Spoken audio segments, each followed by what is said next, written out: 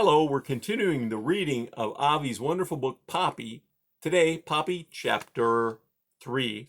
And the chapter 3 is called Poppy Alone. Poppy glanced to the east. The horizon was streaked with layers of pink and red. Did that make it night or day? Neither. It was impossible to guess then if the owl was still awake, as he was at night, or asleep, as he was by day. Besides, the place in Dimwood Forest where Mr. Okax slept, not the same as his watching post, was unknown. He kept it secret. As if she might discover it, Poppy gazed into the forest.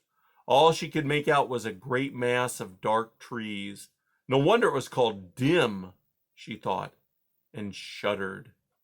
Poppy considered the distance from the north side of Bannock Hill, where she was hiding, to the dwelling on the abandoned farm where she and her family lived, Gray House. It was about the length of 4 cornfields. Poppy decided she'd best race from one protected spot to another in quick, low belly runs.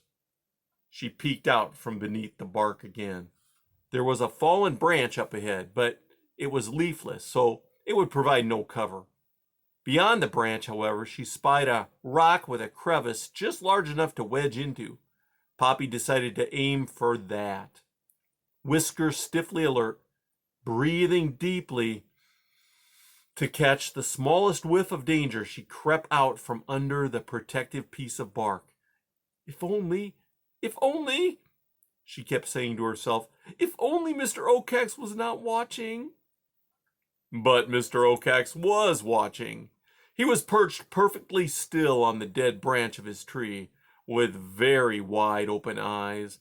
Not for a moment had he ceased staring at Poppy's hiding place. If there was one thing the owl hated more than a creature who neglected to ask permission to move about the territory, it was a creature who escaped punishment for not asking. How could he keep the mice terrified if any one of them got away with that? No, this Poppy must not escape. Mr. Okax belched, bringing up a pellet of Ragweed's bones and fur, as well as the earring, which he had been unable to digest.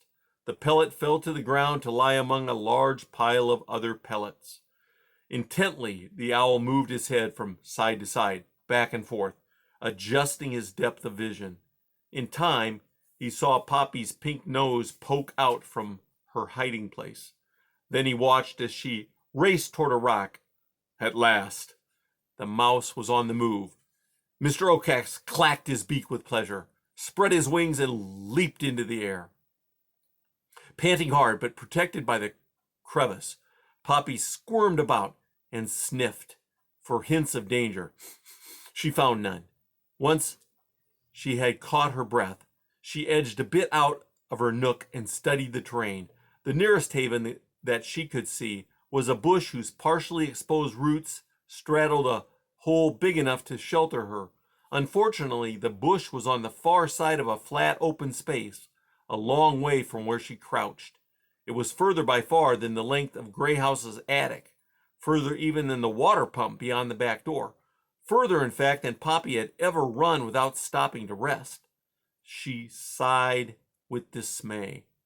Then she looked again. This time she spied a rectangular strip of wood propped against a stone at an upright angle.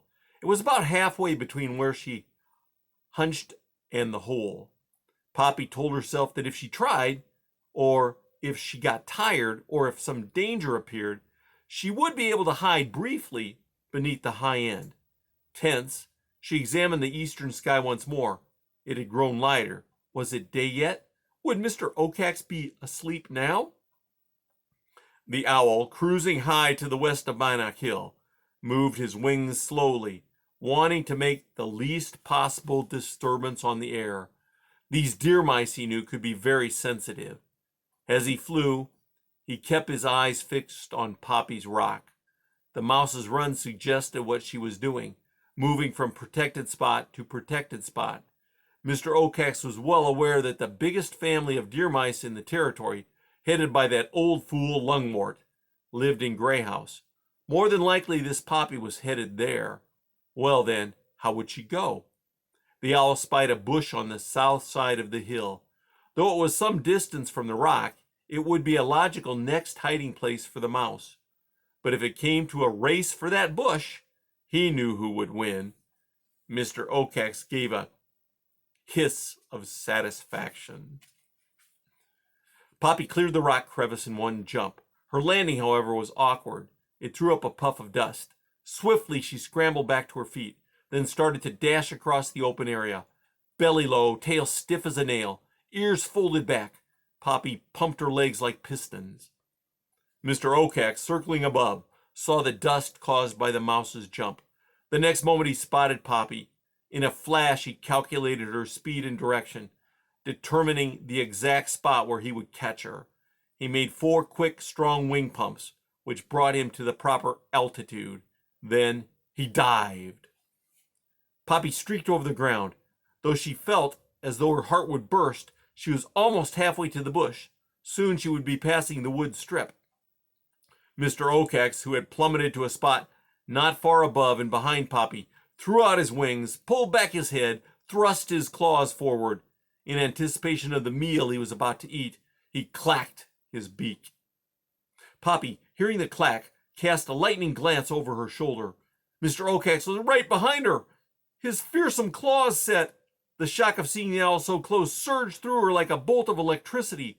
With an enormous kick of her rear legs, she shot into the air, tumbling head over heels until she came down, belly flat, on the far end of the length of wood. Mr. Oakex's flight was hindered because Poppy's leap caught him by surprise. As he dived, Poppy took off. Sensing he would miss her, he adjusted. Up came his claws, down went his left wing, over went his tail. What Mr. Oakex achieved, however, was a careening swerve that brought him crashing beyond his target, onto the same strip of wood as Poppy, but on the opposite end. When Mr. Oakex landed, his weight catapulted the light as a feather mouse into the air in a great arc that dumped her with a splat right at the base of the bush. Frantic, she clawed forward and tumbled head over heels into the hole she'd been aiming for. Mr. Oakex swiveled his head first this way, then that, searching for his prey. She seemed to have vanished. Frustrated, he flapped into the air and circled low over Bannock Hill, but found no trace. Seething, the owl headed back to Dimwood. How dare this mouse, this Poppy, escape? Twice. Never before had a mouse done that. Mr. Oakex had half a mind to return to his watching tree and wait for the impudent creature to pop up. The next moment he decided against it. He was tired. Daylight had finally arrived. It was long past his sleeping time. Besides, he had eaten something. But as Mr. Oakex sailed deep into Dimwood, toward his secret lair, he vowed to avenge himself. If mice began to get notions that they could escape him, there would be no end of trouble. Poppy lay in the hole beneath the bush, hurting from ears to tail. It took time for her breathing to become regular, longer still for her pulse to drop to normal. When she began to feel herself again, she tested her legs and toes to see if they worked. Everything seemed to be intact. Cautiously, she crawled to the top of the hole and stole a quick peek. Though she saw no sign of Mr. Oakex, she retreated hastily, still too agitated to do anything but hide. It was some time before Poppy took another look. Then she took a third. Though she didn't see the owl, she hesitated. Mr. Oakex, she knew, was capable of great patience. So it was that the sun had risen quite high above the horizon before Poppy finally eased herself out of the hole. Following her plan of short runs and safe havens, she scampered at last down Bannock Hill to Grey House. According to mice family stories, a human called Farmer Lamont had lived in the house. When he and his family left, it was said to be many, many winters ago, the house started to collapse. The white walls turned ashen. The roof's middle dropped lower than either end. Windows fell out, doors fell in. The farmer's cast-off boots, old furniture, magazines crumbled. All in all, it was a perfect and safe home for Poppy's family. But as Poppy approached the house, she spied a small red flag hanging from one end of the roof. She stopped short. A red flag was her father's signal that the entire clan needed to gather for an emergency meeting. Poppy's first thought was that news of Ragweed's death had already reached home. Then she realized how unlikely that was. Something else of grave importance must have occurred. That's the end of chapter 3.